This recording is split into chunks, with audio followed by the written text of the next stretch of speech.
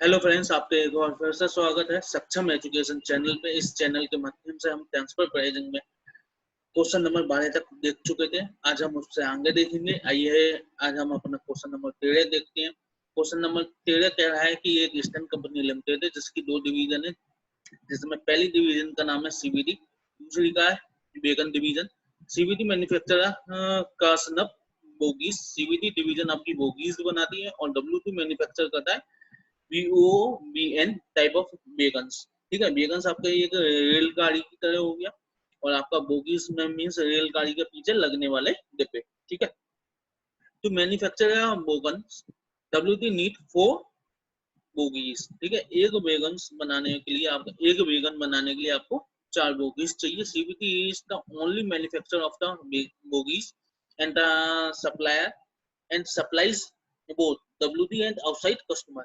Means CVT ही आपकी एक वो कंपनी है जो कि वो बोगीज बनाती है और वो कंपनी को internally as well as external transfer करती है उस बोगीज को। डिटेल ऑफ रखी है, detail of CVT and WD for the coming financial year 14-15 are as follow. तो CVT के बारे में क्या दे रखा है? फिक्स कॉस्ट आपकी 9,20,20,000 की, वेरिएबल कॉस्ट पर यूनिट आपकी 2,20,000 रुपए दे रखी है। Capacity per month, capacity per month दे रखी है 3,20 यूनिट। ठीक है, WT के लिए भी क्या रखा है कि 16,45,36,36,000 की आपकी फिक्स कॉस्ट है। वेरिएबल कॉस्ट 4,80,000 है। 4,80,000 में आपकी क्या कॉस्ट इंक्लूड नहीं है, क्योंकि वहां से ट्रांसफर कॉस्ट हो जा रही है, मींस बोगीज वाली कॉस्ट इंक्लूड नहीं है।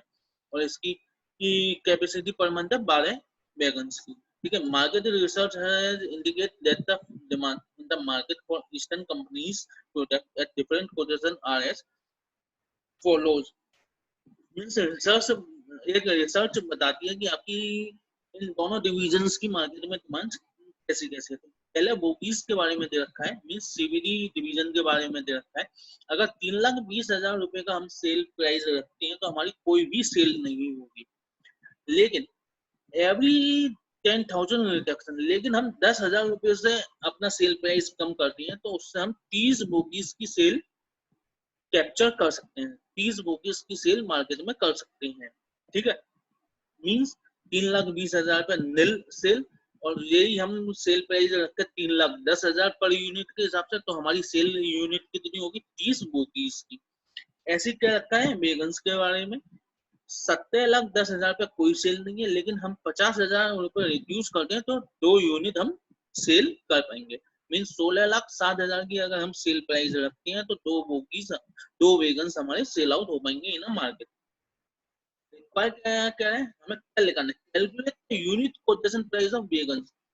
हमें वेगन का यूनिट कोटेशन प्राइस निकालना है, जिससे कि that will maximize eastern company limited profit for the financial year 14-15।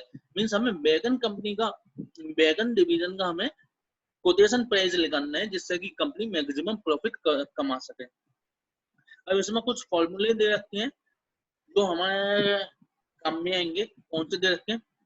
P means price is equal to A means आपका maximum selling price minus B means per unit change price आपका दे रखा है, per unit change in the price होता है B का मतलब, और Q means quantity। ठीक है, then MR का मतलब marginal revenue, A का मतलब आपका वही maximum sale price, 2 B का मतलब per unit change in a sale price, और Q का मतलब total quantity। तो इसी फॉर्मूले के माध्यम से हमें ऊपर ये वाला और ये दोनों ही रिक्वायरमेंट आपकी कैलकुलेट करनी है। अब इसमें क्या है कि हमें कोटेशन प्राइस बताना है WD का, जिससे कि हमारी मैक्सिमम प्रॉफिट हो कंपनी की, ईस्टर्न कंपनी की।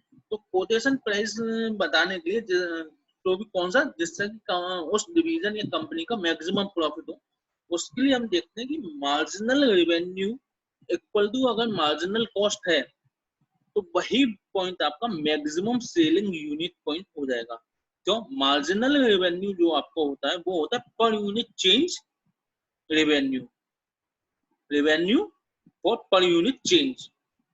मींस अगर हम 10 यूनिट सेल करते हैं और हम 11 यूनिट सेल करें तो 11 पे हमें जो रेवेन्यू कलेक्ट हो रहा है उसमें से माइनस करें 10 यूनिट वाला, तो जो आपका बैलेंस फिगर आया वो पर यूनिट चेंज वाला मार्जिनल रेवेन्यू आया। ऐसी मार्जिनल कॉस्ट का मतलब क्या होता है? Per unit change cost price. एक यूनिट बनाने के लिए अगर हम एक यूनिट का चेंज करें प्रोडक्शन में, तो उस एक यूनिट चेंज के लिए हमारी क्या मैन्युफैक्चरिंग कॉस्ट आएगी, उसे हम कहते हैं मार्जिनल कॉस्ट। ऐसे ही एक यूनिट अगर हम मार्केट में ज्यादा सेल आउट करें, तो उस एक यूनिट की हमारी सेल रेवेन्यू क्या आएगा, उसे हम कहते हैं मार्जिनल रेवेन्यू। ठीक है, इसी माने अगर आपका जो marginal revenue equal to marginal cost हो गया, मीन्स ये वो वाला पॉइंट हो गया कि अब इससे नीचे अगर हम गए तो कंपनी को लॉस ही होगा। क्यों? क्योंकि अब इससे नीचे जाने का मतलब है मार्जिनल रेवेन्यू तो आपका कम हुआ, लेकिन मार्जिनल कॉस्ट आपकी वही रही। मीन्स कॉस्ट ज्यादा आएगी, रेवेन्यू कम होगा, तो कंपनी लॉस में जाएगी। इसलिए हम कह सकते हैं कि जहां पे marginal revenue equal to marginal cost हो गया, वो आपका मैक्सिमम प्रॉफिट पॉइंट है। ठीक है, उसी फॉर्मूले को याद रखते हुए जो क्वेश्चन सॉल्व होगा, तो कैसा का है? तो इसमें अभी तक हमें एक्यूरेट प्राइस और क्वांटिटी नहीं दे रखी, ये मालूम। क्वांटिटी और प्राइस तो दे रखते हैं बहुत सारे, लेकिन हमें मालूम नहीं है कि हमें लेनी क्या है। पहले हम एज्यूम करेंगे कि क्वांटिटी जो है वो आपकी क्यू हमने मान ली, और प्राइस हमने मान लिया पी। ठीक है, क्वांटिटी हमने क्यू मान ली और प्राइस मान लिया हमने पी। तो अब हमें वेगन डिवीजन की बारे में बात करनी थी, तो वेगन डिवीजन की पहले हम निकालेंगे मार्जिनल कॉस्ट। वेगन डिवीजन के लिए हम पहले मार्जिनल कॉस्ट निकालेंगे। तो एक वेगन डिवीजन को बनाने के लिए 4,80,000 रुपए हमारे खर्च होते थे वेगन डिवीजन। ठीक है, लेकिन इससे वेगन तो बन नहीं गया। क्यों? क्योंकि वेगन बनाने के लिए हमें और क्या चाहिए? बोगीज। तो बोगीज की ट्रांसफर प्राइस नहीं दे रखी, इसी में ट्रांसफर प्राइस रूल के हिसाब से हम क्या लेते हैं, अगर कुछ नहीं दे रखी हो तो minimum transfer price equal two variable cost. तो वेरिएबल कॉस्ट दे रखी थी बोगीज की 2,20,000 रुपए ऊपर। एक बैगन बनाने के लिए 4 हमें बोगीज चाहिए इंटू 4, तो 2,20,000 इंटू 4 प्लस 4,80,000। तो बैगन डिवीजन के लिए मार्जिनल कॉस्ट कितनी आ गई? 13,60,000। ठीक है, अब डिमांड फंक्शन फॉर बैगन हम देखेंगे। अब हमारे पास कॉस्ट आ गई, अब हमें बैगन डिवीजन का क्या कैलकुलेट करना है? प्राइस। तो प्राइस इक्वल टू आपका फॉर्मूला दे रखा था maximum value, maximum sale value, तो 17,10,000 ऊपर दे रखिए, minus per unit change into quantity. तो पर यूनिट चेंज हमें नहीं पता, लेकिन हमें पता है कि 50,000 रुपए अगर हम यूज करें तो 2 यूनिट आपकी सेल होंगी। तो पर यूनिट चेंज आ गई 50,000 divided by 2 into quantity. Total revenue आ जाएगा अगर हम इस पूरे फॉर्मूले में क्यू से डिवाइड कर दें, इनटू कर दें सॉरी। तो Q into 17,10,000 minus 25,000 into Q. ठीक है, तो टोटल रेवेन्यू वोगन का आपका कितना आ गया? 17,10,000 क्यू माइनस 25,000 क्यू स्क्वायर। और आपका जो हो गया उसका टोटल रेवेन्यू के बारे में। लेकिन हमें देखना क्या है? Marginal revenue equal to marginal cost. Marginal cost आपको ऊपर आ चुका है, तो मार्जिनल रेवेन्यू अब हम देखते हैं। तो मार्जिनल रेवेन्यू का भी फॉर्मूला दे रखा था, तो उसी के हिसाब से जो हमने कैलकुलेट कर लिया। क्या था?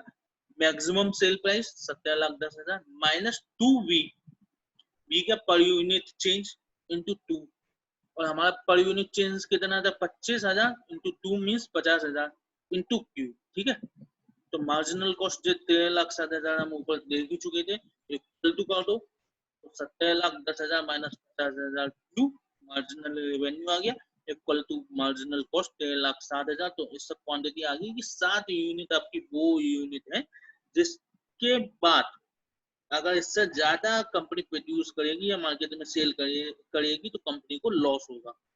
क्यों? क्योंकि marginal revenue equal to marginal cost का फॉर्मूला इस यूनिट पर फिट बैठता है। ठीक है, अब जो यूनिट आ गई, तो इस यूनिट को हमें कहाँ पुटअप करना है? इसे हम पुटअप कर देंगे पी की फॉर्मूले में। क्यों? क्योंकि हमें कैलकुलेट करनी है प्राइस, ना कि यूनिट। पी के फॉर्मूले में पुटअप करने के बाद आपका प्राइस पर बैगन आपका आ जाएगा जिसपे कि कंपनी मैक्सिमम प्रॉफिट में रहेगी। तो जो कैलकुलेट करके आगे 15,35,000 पी का फॉर्मूला आपका जो ऊपर हमने कैलकुलेट कर लिया था, दे रखा था क्वेश्चन में, उसके बाद हमने उसमें फिगर को पुट करा क्यू की फिगर बैलेंस में छोड़ी, अब हमने यहाँ पे आगे उसमें क्यू की भी फिगर भी पुट करने के बाद आपका आ गया मैक्सिमम प्राइस। ठीक है, ये आ गया आपका वेगन डिवीजन के लिए। अब दूसरा पॉइंट क्या कह रहा है, फर्स्ट पॉइंट आपका जो हो गया, दूसरा कह रहा है calculate the unit quotation price of wagon. इसमें भी हमें वेगन का ही बताना है। That is like to emerge if the divisional manager of CBD and WD both set quotation price, calculate the maximum divisional profit cost sale to outside customer and the transfer price is set at market selling price। Means इसमें भी हमें बोगन का ही बताना है quotation price, लेकिन इसमें क्या क्या रखा है कि हम जो ट्रांसफर करेंगे वो ट्रांसफर करेंगे मार्केट सेलिंग प्राइस पे। मीन्स सीबीडी डिवीजन जो ट्रांसफर करेगी डब्ल्यूडी डिवीजन को गुड्स, वो ट्रांसफर करेगी मार्केट सेलिंग प्राइस पे। और मार्केट सेलिंग प्राइस आपका कैसे कैलकुलेट करेगा होगा, वो ऐसा कैलकुलेट होना चाहिए जिससे कि सीबीडी डिवीजन मैक्सिमम प्रॉफिट में रहे। ये दे रखा है ना, quotation price calculate to maximize divisional profit. Means आपको अब वही फॉर्मूला सीबीडी डिवीजन के लिए लगाना पड़ेगा पहले, उसके बाद डब्ल्यूडी डिवीजन के लिए लगाना पड़ेगा। तो आते हैं सेम फॉर्मूले पे। तो at CBD the divisional manager would ensure that divisional managerial revenue marginal revenue should be equal to division's marginal cost so that profit can be maximum। तो भाई सिंपल सा, अब हमें इसमें पी वगैरह लगाने की जरूरत नहीं है, हम सीधे वैल्यू कोट करेंगे। Marginal revenue equal to marginal cost, तो marginal revenue equal to marginal cost ले ली। मार्जिनल कॉस्ट सीबीडी के लिए क्या है, केवल उसकी मैन्युफैक्चरिंग कॉस्ट, वो कितनी है 2,20,000 क्वेश्चन में दे रखी है। मार्जिनल रेवेन्यू कैसे आया, मैक्सिमम रेवेन्यू क्या था 3,20,000 का, इसमें से लेस करेंगे और फिर 2 लिखेंगे तो 2 कर लिया। अब इसमें इनटू कितने का करना था, per unit change price, change in a price per unit. तो 10,000 रुपए आपका चेंज करने पे आपकी कितनी यूनिट सेल हो रही थी, वो इसकी 30 ऊपर दे रखी है। तो पर यूनिट चेंज आपका जो आ गया 10,000 डिवाइडेड बाई 30 इंटू क्यू। तो इससे हमारा क्यू की वैल्यू आ गई कितनी, 150 यूनिट हम सेल करें तो आपकी सीबीडी डिवीजन मैक्सिमम प्रॉफिट में रहेगी। ठीक है, तो जो सेल क्यू को हम पुट करेंगे क्यू वाले फॉर्मूले में, क्योंकि तो हमें क्या लगानी है इसकी प्राइस, उसी के बाद तो हम ट्रांसफर प्राइस कैलकुलेट कर पाएंगे। तो P इक्वल टू क्या है, सिंपल सा ऊपर फॉर्मूला दे रखा था, maximum sale value minus average change price, change in a price. तो 10,000 divided by 30 into quantity sale out कितनी थी 150। तो मीन्स आपकी टोटल सेलिंग प्राइस कितना आ गई सीबीडी के लिए 2,70,000। तो ये आ गई सीबीडी के लिए 2,70,000, और यही हमारी 2,70,000 उसके लिए बोगन डिवीजन के लिए क्या बनेगी, ट्रांसफर प्राइस। तो बोगन डिवीजन के लिए ट्रांसफर प्राइस बनेगी, तो अब हम बोगन डिवीजन की मार्जिनल कॉस्ट निकाल सकते हैं इजीली। तो कैसे निकालेंगे, 2,70,000 इंटू 4 प्लस 4,80,000, ये आपकी आ गई उसकी बोगन डिवीजन की मार्जिनल कॉस्ट। और मार्जिनल रेवेन्यू आपको वही रहेगा 70,10,000 माइनस 50,000 इंटू क्यू। ठीक है, क्योंकि पर यूनिट आपका चेंज कितना था 25,000 इंटू 2 इंटू क्यू करके जाएगी 50,000 क्यू। ठीक है, इससे क्यू की वैल्यू आ गई आपकी 3 यूनिट हमें सेल आउट करनी होगी। तो क्यू की वैल्यू हम पुट करेंगे पी में, तो पी के फॉर्मूले में, तो उससे आपको पी की कॉस्ट, पी की वैल्यू कितनी आएगी 16,35,000 रुपए। ठीक है, the unit quotation price of बोगन that emerged as a result of market based transfer price is 16,35,000 रुपए, और यही हमसे पूछा गया था। तो ही रिक्वायरमेंट में आपके बोगन का ही पूछा गया था, बस फर्क इतना था, पहली रिक्वायरमेंट में आपको ट्रांसफर प्राइस देनी रखी थी, इस हमारे हमने उसे एज अ वेरिएबल कॉस्ट लिया। ट्रांसफर प्राइस हमने किस पे लिया, एट अ वेरिएबल कॉस्ट। लेकिन सेकंड वाली रिक्वायरमेंट में क्या रखा था कि हमारी ट्रांसफर प्राइस कॉस्ट कैसे निकलेगी, वो वैसे ही निकलेगी जिससे कि आपकी सीबीडी डिवीजन को मैक्सिमम प्रॉफिट हो। तो इसीलिए उसमें भी हमने वही सब स्टेप्स फॉलो करे। उसके बाद जो ट्रांसफर प्राइस आई उससे हमने मार्जिनल कॉस्ट कैलकुलेट करी वेगन डिवीजन के लिए, दूसरी रिक्वायरमेंट के लिए। उसके बाद हमने उसकी मैक्सिमम सेलिंग प्राइस निकाली। ठीक है, अब हम आते हैं अपने नेक्स्ट क्वेश्चन पे, क्वेश्चन नंबर 14। सिंपल सा है, इसमें एक कंपनी है CECDC, celestial celestial electronic and consumers durables corporation. ठीक है, इज अ ताइवान कंपनी है, जो ताइवान बेस्ड कंपनी है। ठीक है, to expand this market share in South Asia, जी आपका मार्केट शेयर अपना साउथ एशिया में बढ़ाना चाहता है, जिसके चक्कर में इसने एक इंडिया में अपनी कंपनी लगाई जिसका नाम है CIPL। ठीक है, for the purpose of performance evaluation the Indian part is treated as responsibility centre. Means जो इंडिया में सेल आउट जितनी भी होगी या इंडिया में जो भी ट्रांजेक्शन होंगे वो इंडिया कंपनी करेगी। ठीक है, वो बता रखा है। अब CIPL means Indian company import component from the CECDC and assemble these components into a LED TV to make it sellable in the Indian market। ठीक है, मीन्स इंडियन जो सब्सिडी कंपनी है वो अपनी इंडिया में सेल किस basis पे करती है, LED टीवी के बेसिस पे। उस LED टीवी को बनाने के लिए वो कुछ कंपोनेंट इंपोर्ट करती है। ठीक है, किससे, उस अपनी होल्डिंग कंपनी से। अब क्या करें, to manufacture an LED TV 2 unit of component LX हमें चाहिए, are require. The following cost is incurred by CECDC means holding company to manufacture a unit of component LX। Means एक unit को बनाने में क्या क्या कॉस्ट आती है होल्डिंग कंपनी की, वो आपकी दे रखी है। होल्डिंग कंपनी ना यहाँ कौन सी है, CECDC। सब्सिडी कंपनी कौन सी है, CIPL। ठीक है, और CIPL इंडिया बेस्ड कंपनी है, इंडिया में है सब्सिडी होल्डिंग कंपनी की। और CIPL अपना जो सेल प्रोडक्ट कर रही है उसका नाम है LED टीवी। और LED टीवी को बनाने के लिए एक कंपोनेंट चाहिए और जिसका नाम है LX। उस कंपोनेंट के 2 यूनिट चाहिए LED टीवी बनाने के लिए। ठीक है, और उस कंपोनेंट को वो अपनी होल्डिंग कंपनी से परचेस करती है। होल्डिंग कंपनी की पर यूनिट कॉस्ट दे रखी है उस कंपोनेंट के लिए, क्या है, ताइवान में दे रखी है कॉस्ट। डायरेक्ट मटेरियल कितनी है, 440 रुपए, लेबर 120, वेरिएबल ओवरहेड 40 रुपए। ठीक है, मींस एक LX बनाने को होल्डिंग कंपनी की ताइवान करेंसी में कितनी कॉस्ट आती है आपकी, 440 प्लस 120 प्लस 40 मीन्स 600 रुपए की कॉस्ट आती है। और होल्डिंग कंपनी इनकार करती है TWT मीन्स ताइवान करेंसी 30 रुपए की, 30 Taiwan currency per unit as परफेस चार्जेस। परफेस मीन्स रख रखाव के चार्जेस। ठीक है, मीन्स टोटल उसकी कॉस्ट कितनी आ गई एक यूनिट की, वो आ गई 630 रुपए। Holding company has a normal manufacturing capacity of 5 lakh unit of component LX per annum। 70% of its production is exported to subsidy company means CIPL को वो अपने इसमें से 70% प्रोडक्शन सेल आउट कर दिया। मींस CIPL कितना इंपोर्ट कर दिया, कितनी यूनिट इंपोर्ट कर दिया, मींस 3.5 लाख यूनिट इंपोर्ट कर दिए वो होल्डिंग कंपनी से।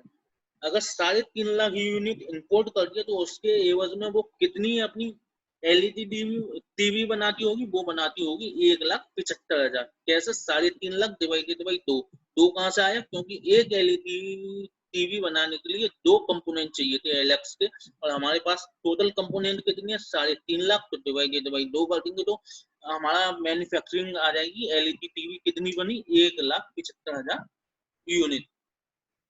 ठीक है, और बाकी का जो बचा मींस 1.5 लाख यूनिट जो बची होल्डिंग कंपनी की are sold to other south east Asian countries at TWT means Taiwan currency जो है 750 पर कंपोनेंट के हिसाब से।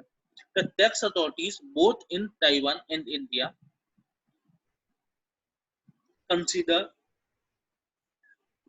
TWT 750 जो कि इक्वल टू है 1500 रुपए के पर component LX as arms length price for all transfer to CIPL means 750 जो आपकी उसकी मार्केट वैल्यू है, मार्केट सेलेबल वैल्यू है होल्डिंग कंपनी के द्वारा, उसी को एज ए ट्रांसफर प्राइस हम लेंगे।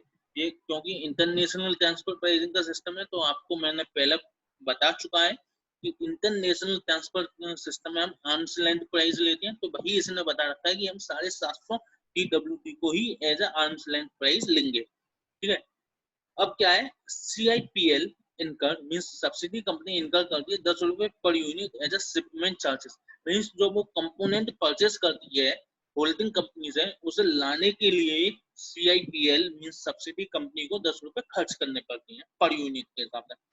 द कॉस्ट ज्यादा रिलेवेंट टू LED टीवी आपकी इस प्रकार है 6200 रुपए, तो उसे अदर मैन्युफैक्चरिंग कॉस्ट आती है क्योंकि कंपोनेंट LX की कॉस्ट इसमें इंक्लूड नहीं है, और 115 रुपए उसकी लेबर लगती है। फिक्स ओवरहेड में क्या है, ऑफिस के हैं 1 करोड़ 18 लाख, सेलिंग के हैं 2 करोड़ 58 लाख। ठीक है, CIPL sale 1,75,000 unit of LED TV at 11,000 पर यूनिट के हिसाब से। ये 1,75,000 कैसा है हम पहले ही देख चुके हैं, और जो सेल करती है 11,000 पर यूनिट के हिसाब से।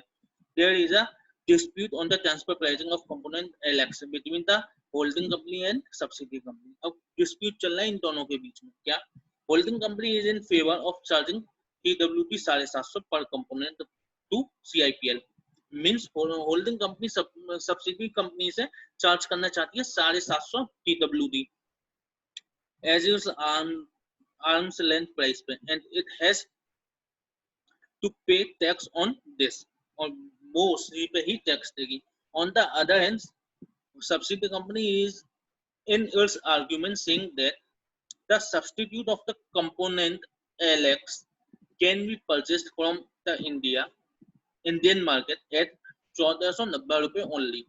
लेकिन सब्सिडी कंपनी आपकी कह रही है कि उसी कंपोनेंट का हमें एक सब्स्टिट्यूट मार्केट में कितने का मिल रहा है, केवल 1490 रुपए का। तो हम आपसे 750 TWT जो कि 1500 रुपए के बराबर है हम क्यों लें, ये आपका डिस्प्यूट चल रहा है। ठीक है, एंड मोर ओवर और क्या बता रहा है, moreover it has to pay import duty on import of component LX, so the transfer price suggested by holding company is not accepted। Subsidy company आपके दो आर्गुमेंट दे दिए होल्डिंग कंपनी को transfer price 750 TWT ना रखने के। पहला, जो आपसे हम कंपोनेंट परचेस कर रहे हैं वो इंडियन मार्केट में उसका सब्स्टिट्यूट हमें मिल रहा है 1490 रुपए का। पहला आर्गुमेंट तो ये है कि सेम कंपोनेंट हमें इंडिया में मिल रहा है 1490 रुपए का। दूसरा, हम आपसे एक तो 750 में परचेस करते हैं, उसके बाद हमें उस पर इंपोर्ट ड्यूटी और बननी पड़ती है जो कि हमें नहीं लगती कहाँ पे, अगर हम परचेस करें इंडियन मार्केट से। तो हम कई के लिए आपसे 750 में लें, इसलिए हमें कम प्राइस दें, यही आपका डिस्प्यूट है। The following are the direct and indirect structure in India and Taiwan. आपको दे रखा है इंडिया में ताइवान में कॉर्पोरेट टैक्स 30% और 25%, इंपोर्ट ड्यूटी 10% और 15%, एक्सपोर्ट ड्यूटी नहीं रहती है। अब हमें क्या बताना है, from the above information calculate minimum price at which holding company can transfer component LX to CIPL subsidy company. Means minimum हमें प्राइस बताना है जो होल्डिंग कंपनी सब्सिडी कंपनी को दे, कोट करें, जिस पर उस मिनिमम प्राइस पर वो अपना कंपोनेंट सेल आउट करे। तो क्या ट्रांसफर प्राइस कैसे निकालेंगे मिनिमम, सिंपल सा, वेरिएबल कॉस्ट प्लस आपकी अदर कॉस्ट जो आएंगी या जो उस प्रोडक्ट को ट्रांसफर करने पर कॉस्ट इनकर होंगी वो कॉस्ट। तो कैसे निकालेंगे, सिंपल सा है, ऊपर दे रखा था एक LX को बनाने के लिए आपके कितना एक्सपेंस चाहिए था 600 रुपए। कैसे आया था, अपन ने ऊपर कैलकुलेट करा था 440 का मैन्युफैक्चरिंग, 120 का आपका डायरेक्ट लेबर, 40 का आपका आया था वेरिएबल ओवरहेड। ठीक है, तो ऐसे तो 600 आ गया था। इसके अतिरिक्त आपका 300 रुपए बारफेस चार्ज लग रहा था, रख रखाव के चार्ज लग रहे थे 30 रुपए। अगर मैंने 300 कहा हो तो सॉरी 30 रुपए है वो, ठीक है। तो मीन्स अभी तक हमारा आ गया 630 रुपए। अब क्या था, हम भले ही जो इतना रखें टोटल करके, जो आपका ना से ना तक आया 630 रुपए, हम वो रखें, लेकिन उसमें अभी ऊपर क्वेश्चन में क्या रखा था कि हम ट्रांसफर प्राइस लेंगे कितना, 750। ट्रांसफर प्राइस हम लेंगे कितना, 750। ट्रांसफर प्राइस हम 750 लेंगे, भले ही हम इतने चार्ज करें। वैल्यूएबल कॉस्ट हमारी पर यूनिट आपकी कितनी आई, 630 रुपए आ रही है भले ही, लेकिन हम लेंगे कितना, 750। मीन्स जो डिफरेंस होगा उस पर हमें ताइवान में कारपोरेट टैक्स देना पड़ेगा। ताइवान में कारपोरेट टैक्स देना पड़ेगा, क्यों, क्योंकि आर्म्स लेंथ प्राइस को ही ट्रांसफर के केस में हम सेलिंग प्राइस मानेंगे एज पर द प्रोविजंस जो आपका इस क्वेश्चन में दे रखा है। तो मीन्स 630 माइनस 750, 120 बचा। 120 आपका बुक्स में प्रॉफिट आ जाएगी, जो एक्चुअल में हुई नहीं है, लेकिन 120 आपकी बुक्स में प्रॉफिट है। तो उसकी वजह से हमें टैक्स देना पड़ेगा ताइवान में, कितने था, 25% का। तो मीन्स 30 रुपए का कॉर्पोरेट टैक्स का एक एक्सेस बर्डन आ जाएगा ताइवान कंपनी पे, होल्डिंग कंपनी पे। तो मीन्स वो भी तो चार्ज करेगी, क्यों, क्योंकि ये बर्डन भी तो इसी मारे आया है, क्योंकि हम जो प्रोडक्ट इंडियन कंपनी को ट्रांसफर कर रहे हैं, तो वो भी तो एक ट्रांसफर प्राइसिंग का वैल्यू हुई, वो भी तो कॉस्ट हुई ट्रांसफर प्राइसिंग के लिए, तो हम उसे भी ले लेंगे। क्यों, क्योंकि ये कॉस्ट टू बी इनकर्ड हो गई ड्यू टू दिस ट्रांसफर। तो टोटल मिनिमम ट्रांसफर प्राइस आ गई आपकी 660 रुपए। मिनिमम ट्रांसफर प्राइस पर unit of a component is 660 रुपए, जो कि आपकी इक्वल होती है, इंटू 2 कर दो तो 1320 रुपए, ठीक है। दोबारा हम समझते हैं, किसी भी चीज की ट्रांसफर प्राइस करने के लिए हम क्या लेते हैं, variable cost plus opportunity cost. Opportunity cost क्या होता है आपका, कंट्रीब्यूशन टू बी लॉस्ट या कॉस्ट टू बी इनकर, जो हमारी उसके लिए कॉस्ट इनकर होगी वो भी तो एक अपॉर्चुनिटी कॉस्ट होगी।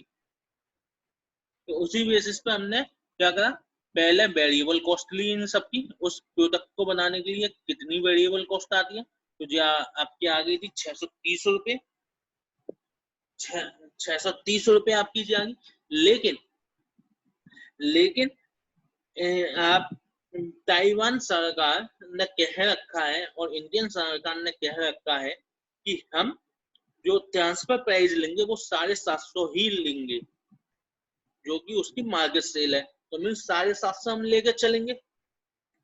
ताइवान में अगर कंपनी जो होल्डिंग कंपनी अपनी बुक्स ऑफ अकाउंट बनाएगी, तो वहां पे वो अपने ट्रांसफर प्राइस कितना उसे शो करना पड़ेगा, इंटरनेशनल टैक्सेशन लॉ के हिसाब से 750 पर यूनिट के हिसाब से, 750 पर यूनिट के हिसाब से। लेकिन वो सेल कर हमें क्या बताना है इसमें, minimum sale price. Minimum sale price, तो मिनिमम सेल प्राइस हमारे हिसाब से क्या आता है वैसे, 630 रुपए। क्यों, अगर कुछ नहीं होता तो केवल वेरिएबल कॉस्ट लेते हैं, वो हमारी कितनी आ रही है, 630 रुपए पर यूनिट। लेकिन ताइवान सरकार कहती है कि हमें ट्रांसफर प्राइस लेंगे 750 रुपए, 750 TWT। तो मीन्स 750 माइनस 630 आपकी वेरिएबल, मीन्स 120 जो TWT आया उस पे ताइवान सरकार टैक्स लेगी, ताइवान सरकार उस पर टैक्स लेगी अपना कॉर्पोरेट। अगर हम ये ट्रांसफर नहीं करते तो हमारा वो टैक्स बचता, लेकिन हम ये ट्रांसफर करना है तो इसलिए ये टैक्स हमारा इनकर होगा 120 रुपए पे। तो कितना होगा, 120 इंटू 25%, जो वहां की कॉर्पोरेट टैक्स रेट है 30 रुपए इनकर होगा। तो मीन्स उस 30 रुपए जो हमारा देना पड़ेगा, वो भी तो हम इस कॉन्ट्रैक्ट से ही लेंगे, वो भी तो हम इस ट्रांसफर से ही वसूल करेंगे। क्यों, क्योंकि वो 30 रुपए हमें किसकी वजह से आ रहे हैं, वो केवल इस वजह से आ रहा है क्योंकि हमने ट्रांसफर करा। इस मारे ट्रांसफर प्राइस आपकी क्या होगी, variable cost plus opportunity cost या कॉस्ट टू बी इनकर। तो वेरिएबल कॉस्ट आपकी कितनी आ गई थी, 630 रुपए, और कॉस्ट टू बी इनकर कितनी आई, 30 रुपए, जो कि कॉर्पोरेट टैक्स के हमें पे करने पड़ेंगे ताइवान में होल्डिंग कंपनी के द्वारा। तो इन दोनों को ऐड करेंगे तो 660 रुपए आपका आएगा ताइवान करेंसी में। इंडियन करेंसी में कन्वर्ट करके देखेंगे तो 1320 रुपए आपका उसका मिनिमम ट्रांसफर प्राइस आ जाएगा। तो जो होगी आपकी वैल्यू रिक्वायरमेंट, आई होप आपको बहुत अच्छी तरह से समझ में आई हो। अब इसमें जो क्वेश्चन में कुछ नोट्स भी दे रखे थे, कन्वर्जन रेट आपकी थी 50 पैसे लेंगे एक एनआर बराबर, कोई हमने ऊपर भी निकाल चुकी थी कि 750 TWD इक्वल टू 1500 रुपए, तो उसी बेसिस पे जा गया। और हमें इग्नोर करना है TTAA और अदर टैक्स प्रोविजंस को, और for duty and tax calculation consider arms length price only. ये यहाँ पे दे रखा है स्पेशली, और ऊपर भी क्या रखा था, इसी मारे जो हमने 30 रुपए जो कॉर्पोरेट टैक्स के लगे ताइवान कंपनी को बोल लिए। एक तो इसने ना दे रखा है और एक ऊपर भी दे रखा है, मैं आपको दिखा दे रहा हूँ।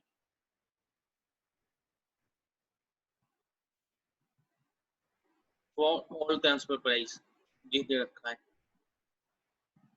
Consider DWG 750 per component as arm's length price for all transfer to SIP IPL। इस मारे इन दो पॉइंटों की वजह से हमने वो 30 रुपए की कैलकुलेशन करी, अदरवाइज हमारा 630 रुपए ही मिनिमम ट्रांसफर प्राइस होता। लेकिन इन ये दो पॉइंट की वजह से हमारा टैक्स इनकर्ड होगा उस ट्रांसफर पे, तो वो भी तो हम इस ट्रांसफर से ही वसूल करेंगे। इस मारे हमारी ट्रांसफर प्राइस कितनी आई, मिनिमम 660 रुपए। ठीक है, अब क्या है, maximum price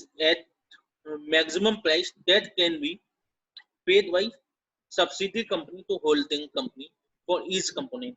अब मैक्सिमम प्राइस क्या होगी, जो कि सब्सिडी कंपनी पे करने के लिए तैयार होगी। तो सिंपल सी जो उसे मार्केट से मिल रहा होगा वो मैक्सिमम देगी, लेकिन उसमें से वो क्या लेस करेगी, जो ट्रांसफर की वजह से हमारे खर्चे आएंगे। कोई भी कंपनी उतने में ही तो परचेस करेगी जो उसे मार्केट में मिल रहा होगा, जिस भाव मैक्स टू मैक्स मैं उतने ही तो दूंगा।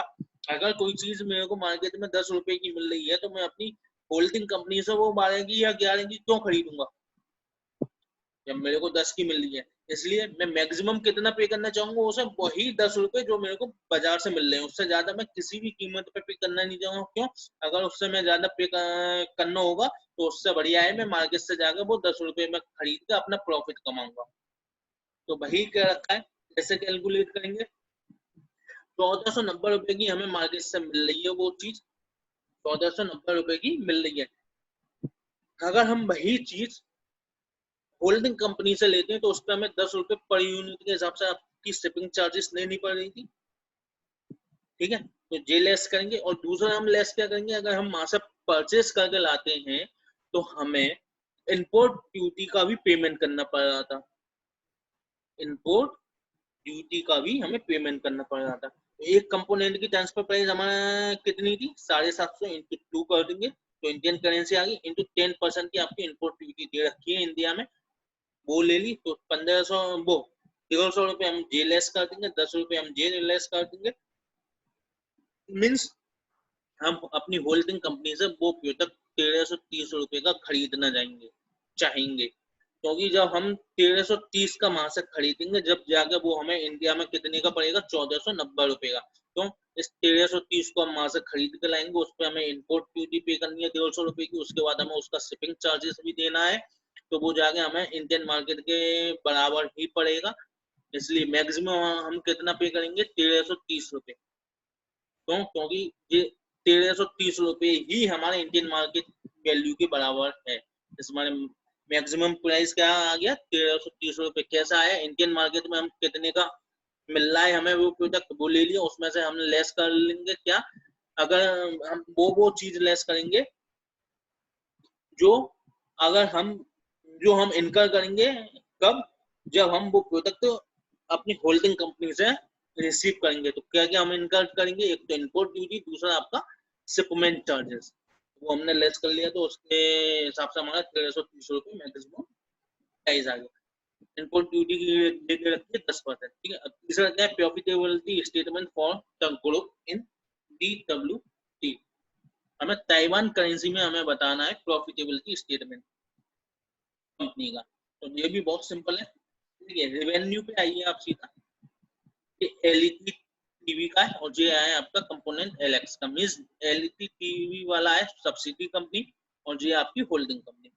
पहले होल्डिंग कंपनी पे आते हैं। देखो 1.5 लाख यूनिट आपकी सेल आउट हो पाएगी, क्यों, 5 लाख आपकी टोटल उसकी कैपेसिटी थी, उसमें से इनटू वो क्या कर रहा था, 70% आपका एक्सपोर्ट कर रहा था, किसको? सब्सिडी कंपनी को। मीन्स 30% ही वो लोकल मार्केट में बेच पा रहा था, तो 5 लाख इंटू 30%, 1.5 लाख यूनिट आपकी जी आ गई, और 750 रुपए में बेच पा रहा है, 750 TWD में, तो इसकी जी आपकी आ गई 1,112 वो 1,12,500 TWD, क्योंकि 1000 में दे रखी है, ठीक है।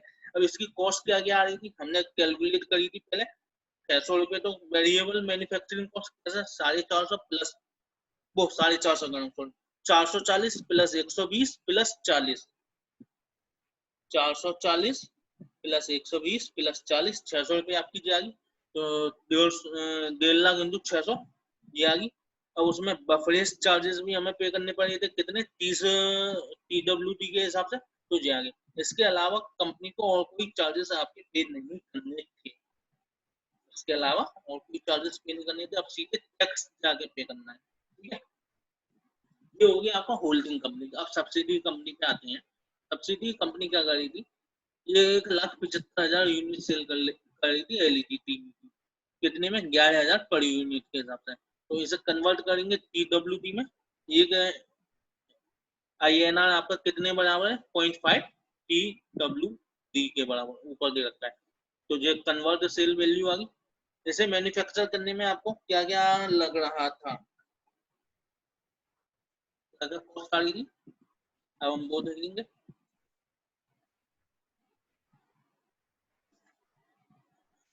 क्योंकि ये इंटरनल ट्रांसफर है, तो हम क्या अपनी प्रॉफिट ज्यादा दिखाएंगे, प्रॉफिट ज्यादा नहीं, सॉरी, इंटरनल ट्रांसफर है, तो वेरिएबल कॉस्ट पे ही लेंगे जब आपकी कोई सेलिंग प्राइस नहीं दे रखी तो, ठीक है। तो वही हमने करा, 350 वो 3.5 लाख हमने यूनिट ली, 600 TWD के हिसाब से, क्योंकि 600 TWD क्या है उसकी वेरिएबल मैन्युफैक्चरिंग कॉस्ट। 350 लाख पे हमने क्या आई, 30 रुपए की बफरेज चार्जेस, और 1,75,000 यूनिट तो कितनी मैन्युफैक्चरिंग कॉस्ट आई, ऊपर दे रखी थी 1,315 रुपए पर यूनिट के हिसाब से आएगी, और इंटू कर दिया 0.5 कन्वर्जन रेट। 1,315 कैसा है, 1,315 आपका है सिंपल से 6200 प्लस 115, ठीक है।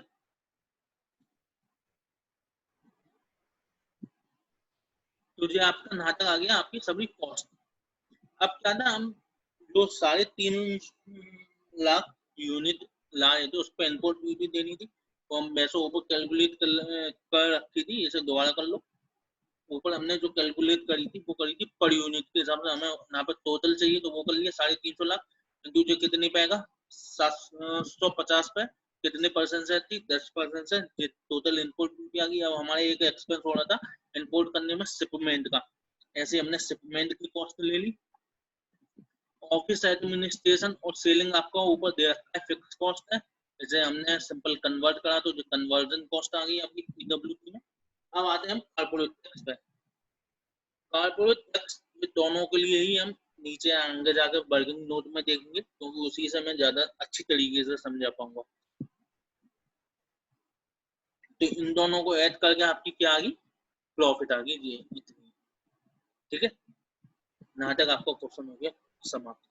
तो इस पॉइंट को हम दोबारा देखते हैं। सिंपल सा करा, कुछ नहीं, हमें ओवरऑल कंपनी की प्रॉफिट बतानी थी, तो दोनों कंपनी की पहले सेल ले ली हमने, कैसे कैसे आई। उसके बाद हमने दोनों कंपनी की वेरिएबल ओवरहेड लिए। वेरिएबल ओवरहेड इसके हमने ले लिए 600 पे, इसका हमने 30 पे ले लिया बारफेस का।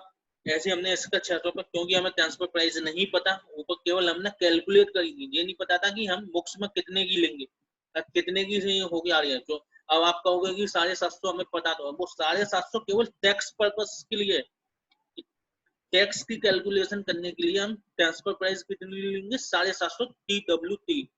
लेकिन बुक्स में एंटर करने के लिए कितनी लेंगे कुछ नहीं पता, तो हम जब कुछ नहीं पता होता तो हम काय पे ट्रांसफर प्राइस क्या लेते हैं, इक्वल टू वेरिएबल कॉस्ट। तो उसी बेसिस पे हमने जो इसकी ट्रांसफर प्राइसिंग ले ली वेरिएबल कॉस्ट पे। उसके बाद आपका जो बफरेज चार्जेस भी आ गया। अदर वेरिएबल मैन्युफैक्चरिंग कॉस्ट आपकी ऊपर दे रखी थी सब्सिडी कंपनी के लिए, इम्पोर्ट ड्यूटी के लिए। और जैसे मैंने कहा ना कि 750 केवल टैक्सेशन कैलकुलेशन के लिए लेंगे, वही हमने यहाँ पे 750 के हिसाब से इनपुट ड्यूटी कैलकुलेट कर ली। शिपमेंट की आपकी 10 रुपए पर यूनिट के हिसाब से दे रखा था, उसे हमने कन्वर्ट कर लिया। अदर फिक्स कॉस्ट हमने ये दोनों की ले ली। ऐसे हमने प्लस माइनस करके कॉस्ट, सेल में से कॉस्ट माइनस करके आपकी ये आ गई नेट प्रॉफिट ओवरऑल कंपनी की। अब कुछ वर्किंग नोट है, हम वो देखते हैं। एक हमें वर्किंग नोट देखते हैं सबसे मेन कॉर्पोरेट टैक्स का ओवरऑल कंपनी प्रॉफिट के केस में। तो पहला एक हमने देखा था कि ऊपर 30 रुपए हमने निकाला था minimum sale price, minimum transfer price के लिए। जो सबसे फर्स्ट पोर्शन था, कौन सा पोर्शन दिखा दे रहा हूँ मैं आपको जिससे याद आ जाए।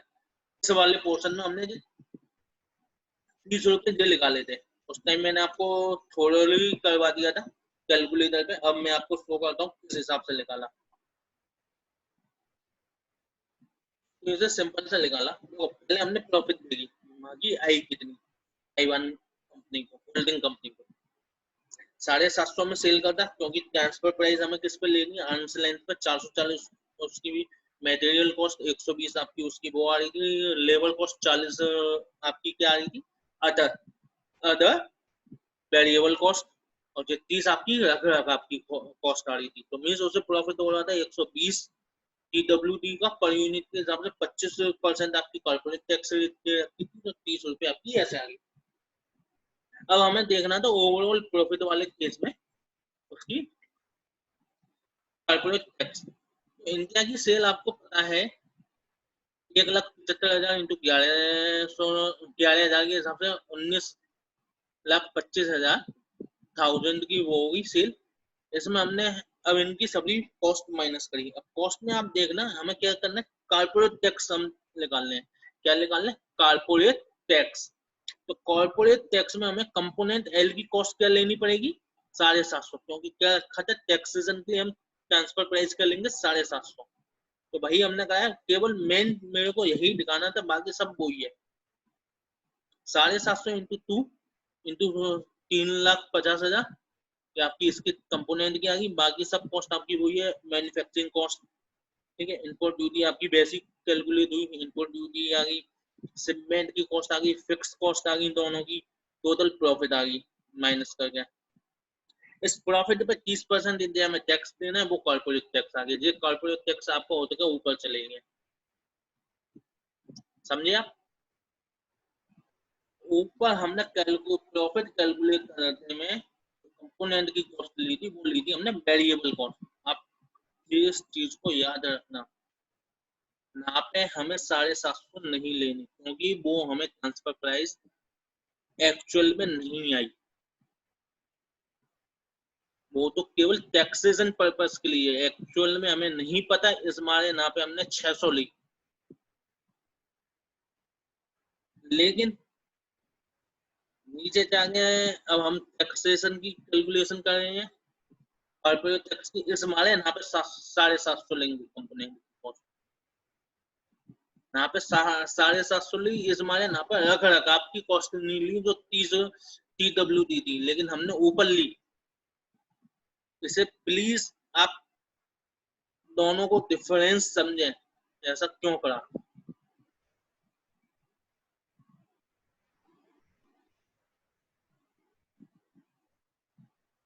ठीक है, जो आप समझ भी गए होंगे। और दूसरा केस मैं बता दे रहा हूँ, चलिए अभी यार बता रहा हूँ। आपका जो हो गया, ऐसे हमने होल्डिंग कंपनी के लिए कर लिया। होल्डिंग कंपनी का सिंपल सा 120 रुपए पर यूनिट के हिसाब से हम देख चुके थे। 500 वो 5 लाख थे आपके, टोटल प्रॉफिट आ गई 25% आपका जो टैक्स आ गया। और वो ही हमने दोनों यहाँ पे आगे लेस करेंगे, ठीक है। अब दूसरी चीज एक और तरीके से कर सकते हैं। अगर हम ट्रांसफर प्राइस लेते हैं एलईडी टीवी में कंपोनेंट की कॉस्ट, अगर हम एज ए ट्रांसफर प्राइस लेते, आप समझना मेरी बात को। अगर हम यहाँ पे 750 लेते तो दो जगह और चेंज आता है। पहला, यहाँ पे हमें 5 लाख यूनिट दिखानी पड़ती, ना कि 1.5 लाख यूनिट। क्यों, क्योंकि component Alex holding company 5 lakh transfer, 5 lakh अपना सेल कर दी। क्योंकि ट्रांसफर प्राइस भी तो एज ए सेल प्राइस आती है। उसी बेसिस पे फिर हमें जो नीचे खर्चे भी 5 लाख यूनिट पे ही लेने पड़ते, जो अभी हमने 1.5 लाख पे लिए हैं। दो तरीके हो गए इस क्वेश्चन को सॉल्व करने के लिए, या तो ना पे आप 5 लाख के हिसाब से चलिए, इधर भी 5 लाख ले लीजिए, इधर भी 5 लाख और इधर भी 5 लाख, तो ना पे आप पूरा 750 ले सकते हो। जब चूंकि ना पे आप जो ट्रांसफर प्राइस ना पे 5 लाख लेने का मतलब है ना पे आपने ट्रांसफर प्राइस शो कर दी कि हमने 750 रुपए ही मानी है, 750 TWT ही मानी है, तो ना पे हम सीधा सीधा उठा के ना पे 750 कर देते, तो उस केस में जो बफरेज चार्जेस नहीं आते। क्या समझे आप मेरी बात? उस केस में जे वाले चार्जेस नहीं आते, ये जो दे रखे हैं ना। क्यों क्यों क्यों नहीं आते? क्योंकि यहाँ पे हम 600 की जगह 750 ले लेते इस मारे।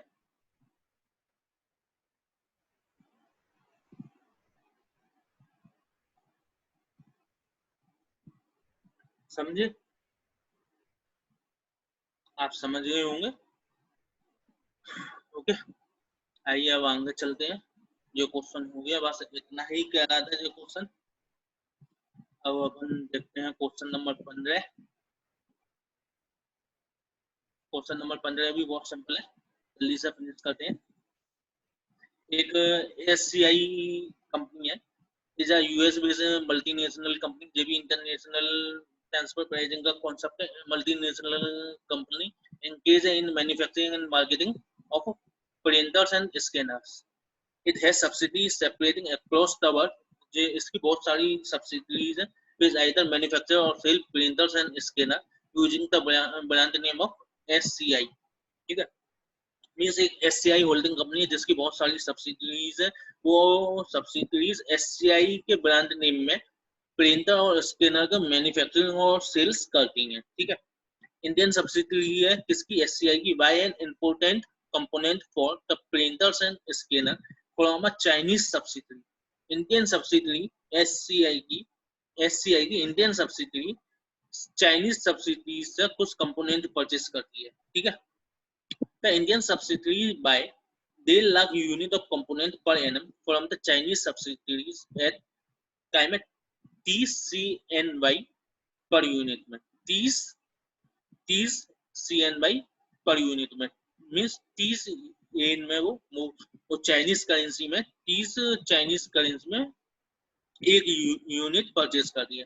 एंड और क्या कर दिया? एंड पे a total custom duty of 29.50% की of the value of component purchase.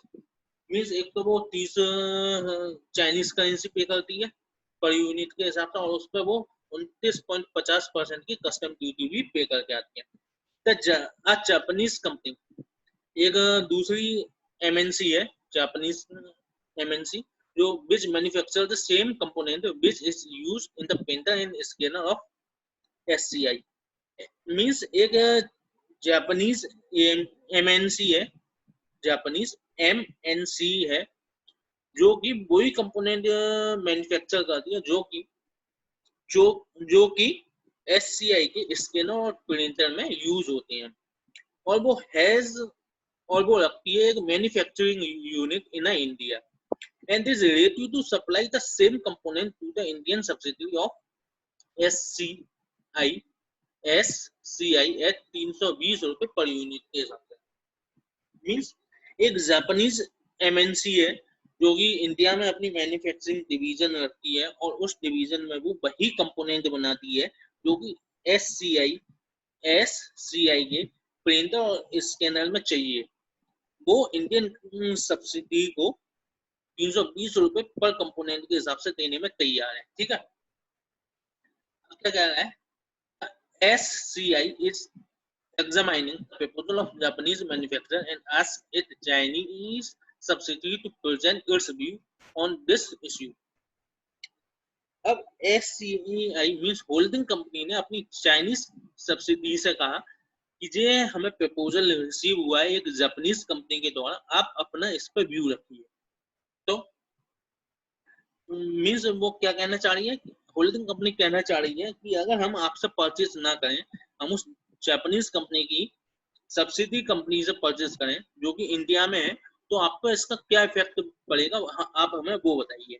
तो क्या कह रहा है, Chinese subsidy of holding company has informed that it will be able to sell 1,20,000 unit of the component to the local Chinese manufacturer at the sale price of Rs Chinese currency per unit, ठीक है, but it will incur inland tax at the rate 10% on sale value। Chinese subsidy बता रही है कि हम 1.5 lakh unit में से 1,20,000 unit अपनी लोकल मार्केट में सेल कर सकते हैं और उसी प्राइस पे, लेकिन इस सेल के वजह से हमें 10% का एक टैक्स लगेगा सेल वैल्यू पे, वो हमें भरना पड़ेगा, ठीक है।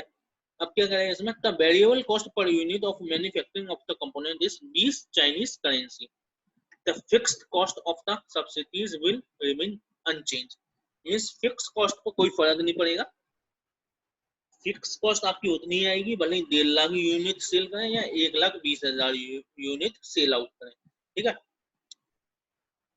Corporate tax rate and currency exchange rate आपकी रखी है। चाइना में कॉर्पोरेट टैक्स रेट आपकी 25%, इंडिया में 34%, यूएस में 40%। एक यूएस डॉलर आपका 61 रुपए 50 पैसे के बराबर है। एक यूएस डॉलर आपके 6 रुपए 25 पैसे चाइनीज के बराबर है, चाइनीज करेंसी की, और एक चाइनीज करेंसी आपकी बराबर है किसकी, 9 रुपए 80 पैसे के। रिप्लाई बताना है आपको, सिंपल सा है, prepare financial appraisal for the impact of the proposal by the Japanese manufacturer to supply component for printer and scanner to Indian subsidiary of SCI. Present your solution in Indian currency and its equivalent. Indian currency में हमें बताना है, means बताना है अगर हम Chinese subsidy से purchase ना करके हम जापानीज कंपनी की सब्सिडी से परचेज करें तो क्या फाइनेंशियल इम्पैक्ट आएगा, हमें वो बताना है, ठीक है। अब जो नोट में क्या दे रखा है, while doing this problem use the only information provided in the problem itself and ignore the actual taxation rule and treaties prevailing in the above mentioned countries, ठीक है। अब क्या impact of the proposal by the Japanese manufacturer to supply the component of for printer and scanner to the Indian subsidiaries of SCI बता रहे थे। कुल मिला के अब जब प्रपोजल देख रहे हैं तो प्रपोजल देखने के लिए हमें सबसे पहले क्या देखना पड़ेगा, एक तो देखना पड़ेगा अगर Indian company, Indian subsidy company जो है SCI की, अगर वो चाइनीज से परचेस ना करके जापानीज से परचेस करे तो उसे क्या प्रॉफिट आएगा।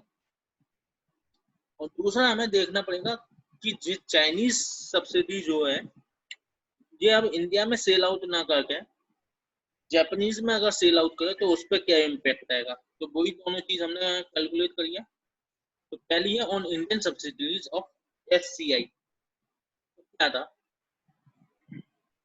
Cost of purchase from Chinese manufacturer आपकी क्या आई वो देखो पहले, क्योंकि अब ये नहीं आएगी। क्यों नहीं आएगी, क्योंकि हम परचेस कौन सा करेंगे, जापानीज मैन्युफैक्चरर से, तो क्या क्या नहीं इनकर होगा।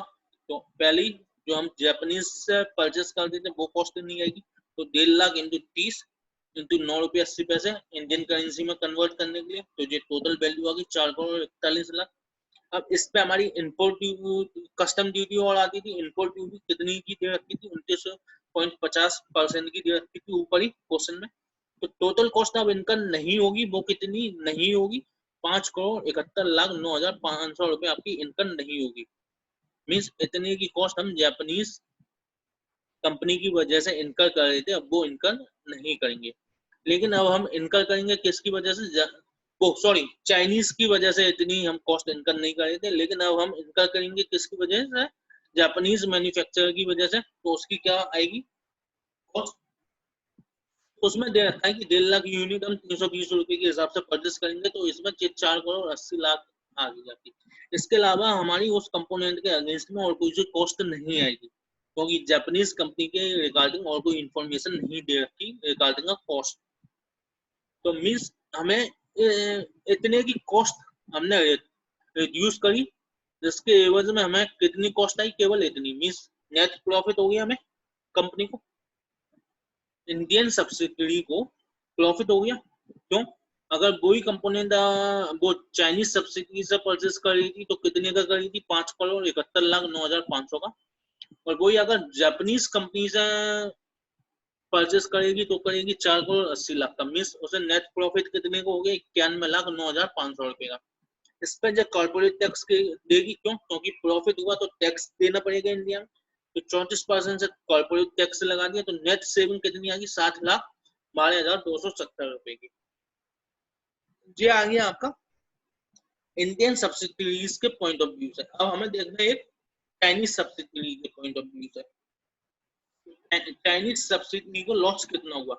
चाइनीज सब्सिडी को लॉस वो हुआ जो वो यूनिट सेल आउट नहीं कर पाई। तो कितनी यूनिट सेल आउट नहीं कर पाई? 1.5 लाख यूनिट पहले सेल आउट करती थी, अब कितनी करी है? 1,20,000। मीन 30,000 यूनिट आपकी सेल आउट नहीं कर पाई, वो इससे आ गया। इनटू कॉन्ट्रीब्यूशन लॉस कितना था? 30 चाइनीज करेंसी में वो सेल आउट करती थी और 20 चाइनीज करेंसी उसकी मैन्युफैक्चरिंग आती थी। मीन्स 10 चाइनीज करेंसी आपकी आ गई और एक चाइनीज करेंसी आपकी 9 रुपये 80 पैसे के बराबर है। Means total loss contribution loss कितना हुआ? 29,40,000। ठीक है, इतने का आपको टोटल लॉस हुआ। अब दूसरा लॉस क्या हुआ? एक तो जो आगे कॉन्ट्रीब्यूशन लॉस, दूसरा लॉस क्या हुआ? उसे उसे अपने ना सेल आउट करने पे 10% का एक टैक्स देना पड़ा था एक। तो कितने पे देगा वो? सेल प्राइस पे दे रखा था उसने, क्वेश्चन में दे रखा था। तो कितनी सेल करते हैं अपनी कंट्री में? 1,20,000 यूनिट। 30 चाइनीज करेंसी के हिसाब से 10% का दे रखा था और 9 रुपये 80 पैसे इंडियन करेंसी में कन्वर्ट करने के लिए चाइनीज करेंसी को। तो टोटल लॉस उसे उस टैक्स का कितना आ गया? 35,28,000। तो टोटल लॉस कितना आ गया उसे? जो कॉन्ट्रीब्यूशन लॉस हुआ प्लस जो टैक्स का लॉस हुआ, टैक्स इनकर हुआ वो, तो टोटल लॉस हो गया 64,68,000। अब इस लॉस की वजह से उसका कॉर्पोरेट टैक्स बच गया। कैसे बच गया? अगर ये लॉस नहीं हुआ होता तो उसकी प्रॉफिट आती कितने की? प्रॉफिट आती तो उस पर टैक्स वो पे करता, लेकिन अब लॉस हो गया तो मीन्स उस पर इतने पे उसे टैक्स पे नहीं करना पड़ेगा। तो नेट ऑफ टैक्स उसे कितने का लॉस हुआ? तो वो हुआ 48,51,000 का। वो निकाल लिया 64,68,000 इंटू कर लिया इसमें टैक्स रेट का, तो टैक्स सेविंग आ गई बच के 16,70,000 की। अगर उसे हमने टोटल लॉस में से टैक्स सेविंग माइनस कर दी तो 48,51,000 की हमारा नेट लॉस आ गया। कंपनी को प्रॉफिट कितने का हुआ? अब आप होल्डिंग कंपनी के बेसिस पर कंपनी को प्रॉफिट हुआ 7,12,270 का, लेकिन नेट लॉस कितना हुआ? 48,51,000 का। तो मीन्स नेट प्रॉफिट कंपनी को अभी भी हो रहा है कितने का? 11,61,270 का। मीन्स कंपनी को परचेस करना चाहिए। तो from the above analysis it can be seen that the proposal from the Japanese manufacturer in India is beneficial for the SCI as it give a net profit of 11,61,270। ठीक है, तो यही simple सा point था पहले part में। अब दूसरा पार्ट आपका क्या करा है? आई थिंक ये आपको बहुत अच्छी तरीके से समझ में आया हो। अगर नहीं आए आपको क्वेश्चन समझ में, please comment to me, please comment करिए इस वीडियो के नीचे। मैं आपको उस क्वेश्चन को उस कमेंट को पढ़ के मैं आपको अवश्य दोबारा से नई वीडियो बना के दूंगा और डिस्क्राइब मैनर में और अच्छी तरह से बना के। आई होप वैसे आपको इतने से ही समझ में आ जाना चाहिए, क्योंकि मैंने एक एक पॉइंट खोल कर रख दिए जितने ज्यादा से ज्यादा हो सकते थे। लेकिन आपको फिर भी अगर समझ में नहीं आता प्लीज कमेंट करिए मुझे, मैं आपको और अच्छी तरीके से समझाने की कोशिश करूंगा। ठीक है, आइए अब हम इस क्वेश्चन के दूसरे पार्ट का को देखते हैं। Identify other issue that would be considered by the holding company in relation to this proposal. कौन से प्रपोजल के लिए? मीन्स की जापानीज हम कंपनी से अगर हम परचेस करते हैं तो उसके लिए और कौन कौन से इश्यूज हमें देखने पड़ेंगे। कौन से होंगे आप जानते हो? सिंपल से होते हैं। तो सिंपल से हमें क्या क्या देखना है? पहले देखना है कि ये जापानीज कंपनी हमें आगे भी ये प्रोवाइड करवा पाएगी या नहीं करवा पाएगी। मालूम पड़े कि 1 या 2 साल उसने केवल वो रिक्वायरमेंट हमें फुलफिल करके हाथ जोड़ दिए कि भाई साहब हम तुम्हें नहीं करवा पाएंगे, तो अब हम कहाँ जाएंगे। तो ये मीन्स लॉन्गेविटी को हमें देखना होगा, लॉन्गेविटी को हमें देखना होगा कि एक हमें लॉन्ग या फ्यूचर के लिए भी एग्रीमेंट करना पड़ेगा, एक हमें लॉन्ग टर्म एग्रीमेंट करना पड़ेगा कि ये नहीं है कि आप जापानीज कंपनी केवल इसी साल देके हमें अगले साल से प्रोडक्शन बंद कर दो। नहीं, आपको हमें जो प्रोडक्शन कंटिन्यू हमें देना होगा, उसके लिए हमें एक एग्रीमेंट करना पड़ेगा। उसके बाद हमें इंडिया की पॉलिसीज देखनी पड़ेंगी कि व्यापार को लेकर इंडिया की पॉलिसीज किस हिसाब से है। हमें इंडिया की प्रॉफिटेबिलिटी देखनी पड़ेगी कि इंडियन सब्सिडी कंपनी जो है हमारी, वो प्रॉफिट किस हिसाब से रिटेन करेगी, ऐसी ही करती रहेगी या नहीं करेगी। चाइना की कंडीशन देखनी पड़ेगी, चाइना की सब्सिडी है वो उतने में सर्वाइव कर पाएगी या नहीं कर पाएगी। चाइना की पॉलिसी क्या है, हमें ये सब चीज देखनी पड़ेगी, ठीक है। और वही देखा है इन सब में, तो हमें आपको इजीली समझ में आ जाएगा, ठीक है। आज के लिए हम इतना ही रखते हैं, अदरवाइज वीडियो की लेंथ बहुत ज्यादा हो जाएगी।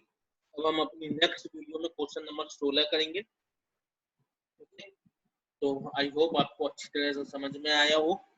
अगर समझ में आया है तो मेरी वीडियो को लाइक एंड शेयर करिए, और वीडियो अच्छी लगी हो तो प्लीज सब्सक्राइब माय चैनल, जिसका नाम है सक्षम education channel. Thanking you for watching my video. I hope आपको बहुत पसंद आई हो मेरी पढ़ाने की स्किल्स। अगर कुछ कमी लगती है तो प्लीज मुझे कमेंट करके बताएं। धन्यवाद।